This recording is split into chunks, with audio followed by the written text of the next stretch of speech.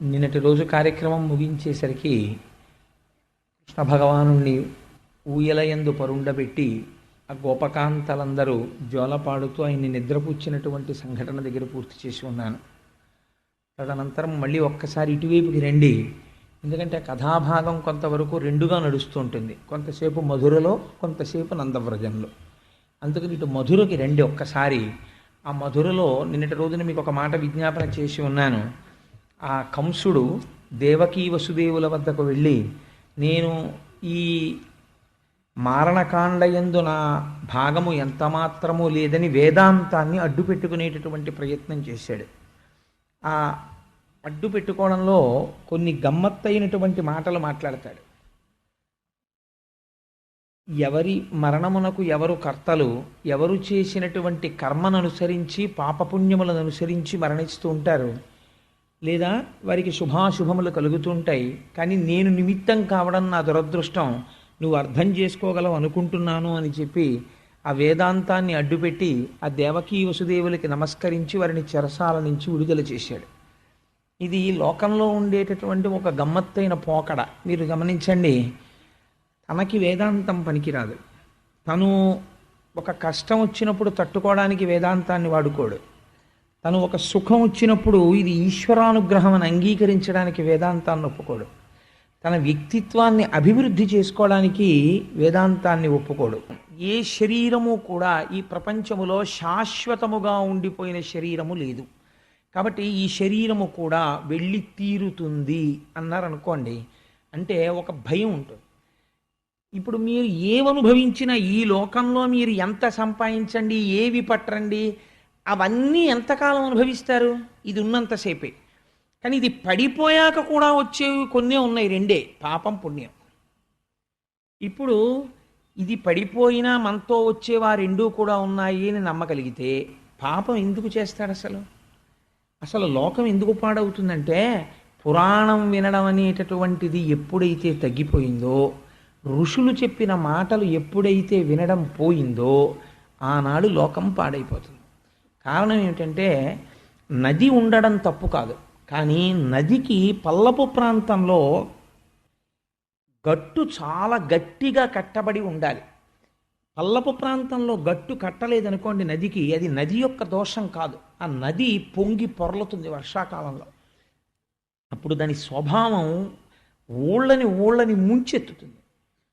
యువకులుగా ఉండగా ఒంట్లో ఓపిక ఉన్నప్పుడు బలం శరీరంలో ఉంటుంది, బుద్ధి యందు అపారమైనటువంటి చురుకుతనం ఉంటుంది. ఈ రెండిటికి మీరు కట్ట వెయ్యలేదనుకోండి, ప్రవహించవలసిన మార్గాన్ని నిర్దేశనం చెయ్యలేదనుకోండి, వాడు విచ్చలవిడి అయి తిరుగుతాడు. చాలా ప్రమాదకరమైనటువంటి ధోరణి వైపుకు వెళ్ళిపోతాడు. ఇది ఏమైపోతుందంటే, ఈ ధోరణి అలవాటు పడిపోతుంది మనస్సుకి. అలవాటు పడిపోయి వృద్ధాప్యం వచ్చిన తర్వాత కూడా చాలా ప్రమాదకరంగా పరిణమించేస్తాడు మనిషి. ఆ ఆశ చచ్చిపోదు, ఇంకా చింత పోదు. దీనికి మీకు నేను ఈ మధ్యకాలంలో నిజంగా మహాత్ముడు ఎలా వేశాడో నాకు తెలియదు, కానీ నేను ఒక చోట ఒక జోక్ చూశాను. ఆయన చాలా నాకు అనిపించింది, ఈయన ఎవరో చాలా విషయాన్ని అవగాహన చేసుకుని వేశాడు అనిపించింది. ఒక కొడుకు ఒక తీర్థయాత్రకి వెళ్ళి తల్లి తండ్రి వెనకాతల భోజనానికి వస్తుంటే ఆ కొడుకు గబగబా హోటల్లోకి ముందెళ్ళి, ఒక 3 టికెట్, భోజనానికి టికెట్ ఎంత? 50 రూపాయలండి అంటాడు. ఒక 200 రూపాయల కాగితం, 200 రూపాయల కాగితాలు ఇచ్చి 3 టికెట్లు ఇవ్వండి అంటాడు. అంటే అతను 3 టికెట్లు ఇస్తాడు. తర్వాత అతను అంటాడు, ఈ 50 రూపాయలు మీరు ఉంచుకుని మా నాన్నగారు భోజనానికి వస్తున్నారు, వారి చేతిలో పెట్టి భోజనం చేయమని చెప్పండి అంటాడు. అంటే ఎందుకు? అలా ఏం చెప్పక్కర్లేదు, ఆ 50 రూపాయలు మీరు తీసేసుకోండి, 50 రూపాయలే టికెట్, మీ ముగ్గురికి కొన్నారు కదా, మీ నాన్నగారి చేతిలో పెట్టి భోజనం చేయమని అడగడం ఎందుకు? అంటే మా నాన్నగారికి ఏదో ఒకటి చేతిలో పెట్టకపోతే భోజనం కూడా చేసే అలవాటు లేదు, అలా అలవాటు పడ్డాడు జీవితంలో అని చెప్పాడు కొడుకు. అంటే మీరు ఆలోచించండి, అతని జీవితం, అతని ఉద్యోగం ఎలా గడిచిందో. కాబట్టి అన్నం కూడా ఉత్తినే పెడితే తినడవు, అవతలవాడు ఏదైనా చేతిలో పెట్టి తినమంటే తింటాడు. ఆ స్థితికి వచ్చాడు. ఇప్పుడు వాడు ఉన్నట్ట ఊడిపోయినట్ట అంటే సంస్కృతి యందు మరణించాడు, శరీరము చేత జీవించి ఉన్నాడు. ఇది కంసబుద్ధి. మీకు కంసుడు ఎక్కడో కనపడ్డండి, సిటీ బస్సులో, ఆర్టీసీ బస్సులో, రైల్వే స్టేషన్లో, ట్రైన్లో, ఆఫీసులో, ప్రతి చోట కనపడుతూనే ఉంటాడు. అలా కనపడే వాళ్ళందరూ కంసులే. ఆ మన ప్రవృత్తిని మార్చుకోనంత కాలం వాడు కృష్ణుడు కాలేడు, కంసుడుగానే ఉండిపోతాడు. కాబట్టి అక్కడెక్కడో కంసుడు అలా చేశాడని ఆయన్ని మనం ఏం నిందించక్కర్లేదు. మనలో ఉన్నటువంటి కంసుణ్ణి మనం పరిమార్చవలసి ఉంటుంది. కాబట్టి అక్కడ చెల్లెల్ని బావగారిని విడిచిపెట్టాడు. విడిచిపెట్టి మారిపోయాడు అనుకోండి, అసలు భాగవతం ఇంకొక రకంగా ఉండాలి. కానీ ఈయన వెంటనే ఏం చేశాడంటే, రాత్రి నిద్రపోయాడు, ప్రొద్దున్నే మంత్రుల్ని పిలిచాడు. సహవాసం అనేటటువంటిది జీవితాన్ని ఒక మలుపు తిప్పుతుంది. ఎందుచేతనంటే, మీరు ఎటువంటి వ్యక్తులతో కలిసి ఉంటారో మీ జీవితం కూడా అటువంటి బాటలోనే నడుస్తూ ఉంటుంది. ప్రయత్నపూర్వకంగా మనిషి తనంత తానుగా తెచ్చుకోవలసిన ఆస్తి ఏమిటో తెలుసా అండి? మిగిలినవి పక్కన పెట్టండి. ఆ ద్రవ్యం ఏముందండి, ఇక్కడ రాసి ఉంటే వెంటబడి వస్తుంది, దాని గురించి పెద్ద బాధ ఏం లేదు. మీ ప్రయత్నంతో మీరు చేసుకోవలసింది ఏమిటో తెలుసా? ఎవరో ఒక మహాపురుషుడితో భగవత్ సంబంధము కలిగినటువంటి వాడితో పరిచయం ఉండాలి. మీరు వారి ఇంటికి వెడితే వారు ఆదరణతో పేరు పెట్టి రండి అని పిలిచి కాసేపు మీతో గడపగలిగినంత చనువు మీరు సంపాదించుకోగలగాలి. వారు మీ ఇంటికి రావాలి, వచ్చి కాసేపు మీతో మాట్లాడాలి. అదొక్కటి సాధిస్తే మిగిలింది వారే చేసేస్తారు. ఎందుకో తెలుసా అండి, సహవాసం చాలా గొప్పది. యువతల ఎద్దు ఎటువంటిదైనా యువతల ఎద్దు సక్రమంగా లాగితే తప్పదు, ఈ ఎద్దు కూడా నడుస్తుంది. ఆయనతో కలిసి తిరగ్గా తిరగ్గా తిరగ్గా తిరగ్గా ఆ మనిషి యొక్క ప్రభావం యువతల వాళ్ళ మీద పడిపోతుంది. పడిపోయి చాలా తేలిగ్గా మారతాడు. ఎన్ని గ్రంథాలు చదివితే వచ్చే మార్పు కన్నా, తనంత తాను కష్టపడితే వచ్చే మార్పు కన్నా, ఒక సత్పురుషుడితోటి కలిసి తిరిగినటువంటి సహవాసం చాలా తొందరగా మార్చేస్తుంది మనిషిని. పూతన, తృణావర్తుడు, లేకపోతే ధేనుకాసురుడు, గార్ధపాసురుడు, ఇలాంటి వాళ్ళందరినీ పిలుస్తాడు. రాజా రాక్షస రూపేణ వ్యాఘ్రరూపేణ మంత్రిణ సేవకా శ్వానరూపేణ యథారాజా తథా ప్రజ. రాజు దుర్మార్గుడై దౌర్భాగ్యుడై చెయ్యరాని పనులన్నీ రాజే చేస్తున్నాడు అనుకోండి, ప్రజలకు భయం ఎందుకుంటుంది? ఎవ్వడు భయపడ్డాడు. రాజా రాక్షస రూపేణ, రాజు రాక్షసుడిగా ఉన్నాడు. వ్యాఘ్ర రూపేణ మంత్రిణ, రాజు యందు రాక్షసత్వం ఉన్నప్పుడు పక్కన సత్పురుషులు చేరరు. కాబట్టి ఎవరు చేరారు? వ్యాఘ్ర రూపేణ మంత్రిణ, పెద్ద పులులు లాంటి మంత్రులు చేరారు. సేవకా శ్వానరూపేణ, తోడేళ్ల లాంటి సేవకులు చేరారు. ఆయన అలా ఉన్నాడు కాబట్టి యథారాజా తథా ప్రజ, అలాంటి ప్రజలు తయారయ్యారు. ఇప్పుడు ఆ రాజ్యం ఎలా ఉంటుందో మీరు ఆలోచించండి. అది మధురై కూర్చుంది. అంటే మధురముగా తిప్పుతూ ఇంద్రియముల యొక్క సుఖాన్ని మాత్రమే అది కోరుతుంది. కాబట్టి అటువంటి సభ నుంచి ఎటువంటి తీర్మానాలు వస్తాయి అని మీరు ఆశ్చర్యపోవక్కర్లేదు. అక్కడ మాట్లాడుకునే వాళ్ళందరూ అటువంటి వాళ్ళే చేరుతారు, అటువంటి వాళ్ళే మాట్లాడతారు. కాబట్టి అటువంటి సభల్లో ఉండే వాళ్ళ మాటలు ఎలా ఉంటాయని పోతన గారు, వ్యాసుల వారు అప్పుడే దర్శనం చేసి ఎంత గొప్పగా మాట్లాడారో చూడండి. నిజంగాను ఈ విషయాన్ని కంసుడు అందరినీ కూర్చోపెట్టి చెప్పాడు. మీ అందరూ చూశారు, నిన్నను నేను ఆ బిడ్డని చంపబోయాను.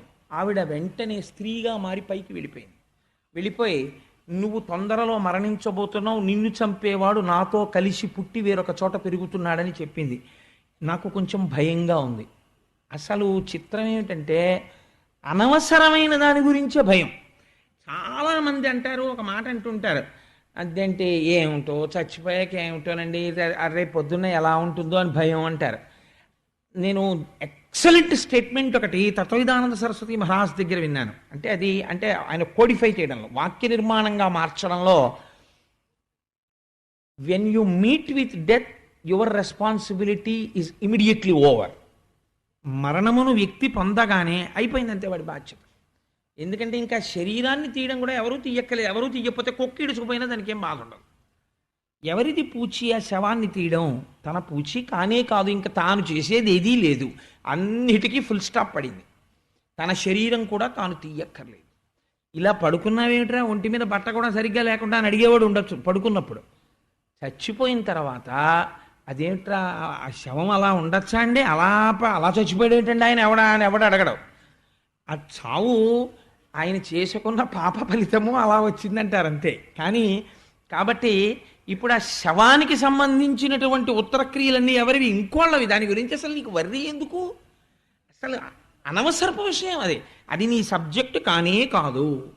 దాని గురించి వర్రీ అవుతూ ఉండడం ఎంత అనవసరపు వర్రీ చూడండి అది. కాబట్టి ఇప్పుడు ఆయనకి భయం అంతా ఎక్కడంటే మరణం రాకూడదని. ఎంత భయపడినా వచ్చి తీరుతుంది కదా. కాబట్టి మీరు దాన్ని అంగీకరించగలిగారనుకోండి, సంతోషం. ఒక సత్యాన్ని అంగీకరించగలిగితే, సర్వీసులో జాయిన్ అవ్వగానే ఒక విషయం తెలుసు, నాకు 60 ఏళ్ళు వస్తే నేను రిటైర్ అయిపోతాను. నేను ఏసీ 2 టైర్ రిజర్వేషన్ చేయించుకున్నా, నేను కాకినాడలో ఎక్కాక నాకు తెలుసు నేను తిరుపతి వస్తే దిగిపోతాను ట్రైన్లోంచి అని. నేను మా తమ్ముడింటికి వెళ్ళి 4 రోజులు ఉంటే నన్ను వాడు ఎంత పువ్వుల్లో పెట్టి చూసినా మా అన్నయ్య వచ్చాడని పొంగిపోయి, నేను కూడా మర్చిపోయినటువంటి నాకు ఏవిష్టమో వాడు పట్టుకొచ్చి మా మరదలతో వండించి పెడుతుంటే నేను మనుగుడు పల్లుళ్ళ మా తమ్ముడింట్లోకి వచ్చిన హాయిగా తిన్నప్పుడు కూడా నాకు తెలుసు 4 రోజుల తర్వాత నేను వెళ్ళిపోతాను ఇక్కడి నుంచి అని. ఇవన్నీ అంగీకరిస్తావు, పరమసత్యాన్ని అంగీకరించావు, అక్కడ అజ్ఞానం వస్తుంది కదా. కాబట్టి వాడు అంగీకరించకపోవడంలో ఉంది అజ్ఞానం అంతా. అది కంసుడి ఎందే అంటే పొరపాటు. 10 మాటలు నేను ఆ విషయాన్ని సభ యందు పెట్టాను. కాబట్టి ఈ సేవకులందరూ ఏమంటున్నారు? అజ్ఞానులైన వాళ్ళందరూ ఏం మాట్లాడతారంటే ఇదిగో ఇదే మాట్లాడతారు. సంస్కారం వైపుకి నడపరు. ఋషులు మాత్రమే సంస్కారం వైపుకి నడుపుతారు. గురువు ఒక్కడే సంస్కారం వైపుకి నడుపుతాడు. కాబట్టి వాళ్ళన్నారు, ఇట్లయిన దడయనీటికి పట్టణముల మందలందు పుట్టిడి పెరిగిడి శిశువుల పట్టి వధించదము మమ్ము పంపు మధీష. ఓష్, ఈ మాత్రానికి భయపడిపోతారేంటండి రాజుగారు? భలేవారే. మీ ధాటికి బ్రహ్మ దగ్గరో విష్ణు దగ్గరో పరమశివుడి దగ్గరో దేవతలందరూ దాక్కున్నారు వెళ్ళి. మీ శక్తి అంటే మామూలుదా? ఏది? మీరు ఒక్క ఉత్తరం ఇవ్వండి మాకు, మేము ఏం చేస్తామో తెలుసా? పట్టణాలు, పల్లెలు, జనపదాలు, మందలు ఇవన్నీ తిరిగేసి కొత్తగా పుట్టిన పిల్లల్ని, పళ్ళొస్తున్న పిల్లల వరకు చంపేస్తాం. ఇంకెక్కడ పెరుగుతున్నాడు అంటే ఇప్పుడు ఈ భయం ఇంతకుముందు ఎక్కడి వరకు వెళ్ళింది? మొట్టమొదటి భయం 8వ కొడుకుని చంపుతాను చాలు. ఆ తర్వాత ఎక్కడి వరకు వెళ్ళింది? ఎందుకైనా మంచిది 1వ వాడి నుంచి చంపేస్తాను. ఆ తర్వాత ఎక్కడికి వెళ్ళింది? ఊళ్ళో వాళ్ళందరినీ చంపేస్తాను. ఎంత ఆశ్చర్యమో చూడండి. ఇవన్నీ ఎందుకు? తనొక్కడు బతికిపోవడానికి. బ్రతికాడా కంసుడు ఇన్ని చేస్తే? కాబట్టి ఒత్తికొనుచురాని జనదెత్తిన రోగముల రిపుల ఇంద్రియములను ఉత్పత్తి సమయముల చెరుపక మెత్తన కారాదు రాదు మీద జయించు. ఇదే వేదాంతం చెప్పడం అంటే. చాలా ఆశ్చర్యంగా ఉంటుందండి. రాక్షసులు చెప్పిన వేదాంతం నిజంగా ఎవ్వరూ చెప్పలేరు. అంత బాగా చెప్తారు వాళ్ళు వేదాంతం. కానీ వచ్చిన దోషం వల్ల ఎక్కడంటే ఎప్పుడెప్పుడు వాళ్ళకి ప్రయోజనం కలగాలో అప్పుడప్పుడు చెప్తారు ఆ వేదాంతం. వాళ్ళ ఆచరణలో పెట్టదండి. కాబట్టి ఇప్పుడు వాళ్ళు ఏం చెప్పారో తెలుసా అండి? రాజా, 3 ఉపేక్షించకూడదు. ఏమిటో తెలుసా? రోగం మొదలైంది శరీరంలో అని తెలియగానే బాగా ఎదగని చూద్దాం అనకూడదు. రోగం పుట్టగానే డాక్టర్ గారి దగ్గరికి వెళ్ళి దాన్ని ఆప్ చేసేయాలి, ఇంకా పెరగకుండా చేయాలి. రెండోది దేన్నో తెలుసా? శత్రువుని. పెరగని చూద్దాం అనకూడదు, శత్రువు అని తెలిస్తే చంపేయాలి. మూడోది ఎవరో తెలుసా? ఇంద్రియాలని. ఇంద్రియాల యొక్క సుఖాలకి శరీరాన్ని అలవాటు పడనివ్వకూడదు. ఇంద్రియాల సుఖాలని అడుగుతుంటేనే ఇంద్రియాలని నిగ్రహించాలి. వాడు నిజంగా ఈ విషయం వాడికి వంట పట్టిందనుకోండి ఇంద్రియాల గురించి, పిల్లల్ని ఎందుకు చంపుతాడండి వాడు? చెప్పడానికే పనికొచ్చే వేదాంతం ఇది రాక్షసులకి. కాబట్టి ఆయన ఏం చేశాడు అంటే, అందుకే ఒక మాట అంటారు పెద్దలు, పరోపదేశ వేళాయాం సర్వే వ్యాసపరాశరాహ. ఇంకొకటికి చెప్పమంటే ప్రతివాడు వ్యాసుడు పరాశరుడే. నాలాగా అనుష్ఠానంలోకి తెచ్చుకోవలసి వచ్చింది అనుకోండి, తాను చెప్పిన విషయాన్ని తను ఆచరణలో పెట్టడానికి ధైర్యం కావాలి మనిషికి. దానికి దీక్ష ఉండాలి. అది ఉన్నవాడు తప్ప ఆచరణలో పెట్టలేడు. ఎవడు పెడుతున్నాడో వాడు ధన్యుడు. ధన్యత్వం పొందేది ఆచరణ చేత, నోటి మాట చేత కాదు. కాబట్టి మనం ఈ 3 ఉపేక్షించకూడదు. కాబట్టి రోగం లాంటిది, ఇంద్రియ లౌల్యము లాంటిది, కాబట్టి శత్రువులు, కాబట్టి పిల్లలందరినీ చంపేస్తాం. మాకు ఆనతి. ప్రధానమైన శత్రువు నువ్వు గతంలో కాలనేమిగా ఉండగా శ్రీ మహావిష్ణువు సంహరించాడు. రాజా, నీకు ఒక గొప్ప రహస్యం చెప్పేస్తాను ఇవాళ. ఇప్పటికీ కూడా నిన్ను పిల్లడి రూపంలో వచ్చి ఎవరు చంపుతారో తెలుసా? విష్ణువే చంపుతాడు. విష్ణువు యొక్క మూలాన్ని తీసేసాం అనుకో, విష్ణువుకి శరీరం ఉంటుంది కదా, చంపేయడం అంటే ఏంటంటే శరీరాన్ని చంపేయడం, ఆత్మను ఎవడు చంపలేడు. కాబట్టి శరీరాన్ని చంపేయాలి. శరీరం ఏమిటి? శ్రీ మహావిష్ణువుకి ఆయన అంతటా ఉంటాడు. కాబట్టి ఇప్పుడు ఏది శరీరం? ఎన్ని చంపుతారు మీరు అంటే వాళ్ళు అన్నారు, వాళ్ళకి తెలివితేటలు ఎంత గొప్పగా ఉంటాయో చూడండి. ప్రబలంగా విష్ణువు ఎక్కడ ఉంటాడో అక్కడ తీసేయాలి. ఎక్కడెక్కడ తీసేద్దామంటే అమరశ్రేణికి నెల్ల చక్రిమ కరుండా చక్రి ఏ ధర్మమందమరన్ గోవులు భూమిదేవులు దితి క్షామ్నాయ కారుణ్య సత్యములున్ యాగ తపో దమంబులును శ్రద్ధా శాంతులున్ విష్ణుదేహము అన్నింటిని సంహరించిన అతడంతంబును పొందెడి. ఎవరెవరు సత్యం మాట్లాడుతున్నారో, ఎవరు జపం చేస్తున్నారో, ఎవరు ఈశ్వరుణ్ణి నమ్ముతున్నారో, ఎవరు ప్రశాంతంగా ఉంటున్నారో, ఎవరు తపస్సు చేస్తున్నారో, అగ్నికార్యం చేస్తున్నారో, ఎవరు వేదం చదువుకుంటున్నారో, ఎక్కడ ఆవులున్నాయో, ఎక్కడ దూడలున్నాయో, ఎక్కడెక్కడ హోమాలు జరుగుతున్నాయో వీటన్నింటినీ నాశనం చేసేస్తే విష్ణు అన్నవాడు లేకుండా పోతాడు. అప్పుడు ఇంకా మనకు అసలు శత్రువేడి. అందుకని ఇవన్నీ కూడా నాశనం చేసేస్తాం, ప్రభో మాకు అనుజ్ఞ ఇవ్వండి అన్నారు. ఇప్పుడు పిల్లలను చంపడం కూడా అయిపోయింది. ఎక్కడికి వెళ్ళాడు అంటే ఈ పాపానికి అసలు అంతు లేదు. ఎంత స్థితికి వెళ్ళిపోతున్నాడో చూడండి. రాక్షసత్వం అనేది మీరు బాగా గుర్తుపెట్టుకోండి, పుట్టుక యందు లేదు. కంసుడు పుట్టుక చేత ఇంత రాక్షసుడు కాడు. రాక్షసత్వము దేని నుంచి వస్తోంది? అంగీకరించవలసిన సత్యమును అంగీకరించకపోవడంలో రాక్షసత్వం వస్తుంది మనిషికి. సత్యమును అంగీకరించాడు అనుకోండి, దైవత్వం వస్తుంది. ఇప్పుడు నా వల్ల ఒక పొరపాటు జరిగింది అనుకోండి, ఉత్తర క్షణం నేను అమ్మా నన్ను క్షమించండి అమ్మా నాది పొరపాటు అయింది అని నన్ను అనుకోండి, దేర్ ఎండ్స్. అవతల వాళ్ళు ఒకవేళ నేను క్షమార్పణ చెప్పినా, నన్ను నిందించారనుకోండి, నింద చేసినా నిజమే నా వల్ల పొరపాటు జరిగింది కదా, నేను క్షమార్పణ చెప్పిన వారికి ఎంత బాధ కలిగిందో నన్ను అంటున్నారు, కాబట్టి ఇది నాకు ఆశీర్వచనమగుగాక అని నేను తల ఉంచుకున్నాను అనుకోండి, ఒక 10 నిమిషాలు నా యందు దైవత్వం ఉంటుంది. నేను చేసిన తప్పుని ఎలా సమర్థించుకుందామని ప్రయత్నం మొదలెట్టాను అనుకోండి, మొదలెట్టి జ్ఞానకలునిలోని శారదయోలే ఇంకొక 10 తప్పుల్ని దాని మీద చేశాననుకోండి, నాలోంచి రాక్షసత్వం పెరగడం మొదలవుతుంది. ఇదే అక్కడ జరిగినటువంటి విశేషం. కాబట్టి ఇప్పుడు ఏం చేస్తున్నాడు కంసుడు అంటే, విష్ణువుని సంహరిస్తున్నానని అడ్డు పెట్టుకుని తపస్సు చేసే వాళ్ళతో మొదలుపెట్టి పసిపిల్లలు, అగ్ని, సత్యము, ధర్మము, ద్యుతి, దమము, శాంతి వీటన్నిటినీ నాశనం చేయడానికి ఒడిగట్టాడు. ఇప్పుడు వాళ్ళు ఏం చేస్తున్నారు అంటే, ఇలాంటి స్థానాలు ఏమున్నాయో అలాంటి వాటిని వెతికి వెతికి చంపేస్తున్నారు. ప్రతి ఊరు రావడం, ప్రతి ఊరు వచ్చి ఈ ఊళ్ళో ఇతపూర్వము యజ్ఞం చేసిన వాళ్ళు ఎవరు పేర్లు చెప్పండి అని రాసుకోవడం. యజ్ఞాలు చేసిన వాళ్ళు ఎవరు, యజ్ఞానికి సహకారం చేసిన వాళ్ళు, దానికి కాంట్రిబ్యూషన్లు ఇచ్చిన వాళ్ళు, రిసీట్ పుస్తకాల కౌంటర్ ఫైల్స్ తీసి వాళ్ళని చంపేయడం. ఇంతకుముందు ఈశ్వరుణ్ణి ద్వేషించిన వాడెవడు, ప్రసాదం పెడితేనే తిన్నవాడెవడు, తిననన్నవాడెవడు, ఏ ఈశ్వరుడి అనుగ్రహంతో పుట్టాడో, ఏ ఈశ్వరుడి అనుగ్రహంతో పెరిగాడో ఆ ఈశ్వరుణ్ణి తిడుతున్నవాడెవడో వాడికి పూలదండేయడం. కాబట్టి ఇప్పుడు ఏమవుతుంది అంటే, అదే రాక్షస రాజ్యము. కాబట్టి ఏమవుతోంది, అలాంటి ప్రవృత్తి పెరిగిపోయింది. వేదాన్ని నిరసించేవాళ్ళు, భగవంతుడిని ద్వేషించేవాళ్ళు, యజ్ఞయాగాది క్రతువుల్ని ధ్వంసం చేసేవాళ్ళు పెరుగుతున్నారు. ఈశ్వరారాధన చేసేవాళ్ళు, ఇలాంటి వాళ్ళు నశించిపోతున్నారు.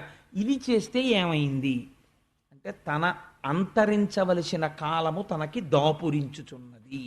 పాపం బాగా జరిగితే తప్ప ఈశ్వరుడు సంహరించడు. ఒకరి సర్టిఫికెట్ని బేస్ చేసుకుని ఆయన ఎవరిని చంపడం. ఆయన చూస్తాడు, పాపము పండిపోతే ఇంకా ఎన్ని అవకాశాలు ఇచ్చినా మారకపోతే అప్పుడు తీసేస్తాడు ఆయన. వెదకి వెదకి దైత్యవీరులు సాధుల ననప వారి బలములనిగిపోయే యశము సిరియు ధర్మమాయువు భద్రంబు ఆర్యహింస చేత అణుగు కాదే. నాకైతే అనిపిస్తుంది, చిన్నపిల్లలు ఏ 3వ క్లాస్కో 4వ క్లాస్కో వచ్చినటువంటి మనవలు ఇంట్లో ఉన్నటువంటి ప్రతి ఇంట్లో తాతగారు ఈ పద్యాన్ని రాసి వాడు పడుకునేటటువంటి బెడ్రూమ్లో పోతనగారి భాగవతంలో కొన్ని పద్యాలు పిల్లల బెడ్రూమ్లో అంటించాలి. అసలు అంటిస్తే వాడు వచ్చి రాని తెలుగుతోటి ఇది చదివి, తాతయ్య గారండి ఈ పద్యానికి అర్థం ఏమిటండి అని ఏదో ఒక రోజున అడుగుతాడు. అడిగితే ఎంత గొప్ప పద్యమో చూడండి. వెదకి వెదకి దైత్యవీరులు సాధుల ననప వారి బలములడగిపోయి, భగవంతుణ్ణి నమ్ముకుని సద్బుద్ధితో ప్రవర్తించేటటువంటి మంచివాణ్ణి, గట్టిగా నోరెత్తని వాణ్ణి చేతకానితనంగా భావించి వాళ్ళని చంపితే ఎవరి బలం పోయింది? అవతలవాడి బలం పోలేదు, తన బలం నశించిపోయింది. కేవలం అదొకటే పోలేదు, ఏమేం పోతాయి దానివల్ల? యశము, కీర్తి నశించిపోతుంది, సిరియు ఐశ్వర్యం పోతుంది, ధర్మము తప్పిపోతుంది, ఆయువు అకాల మరణం వచ్చేస్తుంది ఈశ్వరుడి యొక్క ఆగ్రహం చేత, భద్రంబు క్షేమంగా ఉండే స్థితి పోతుంది, ఆర్యహింస చేత అణగు కాదే.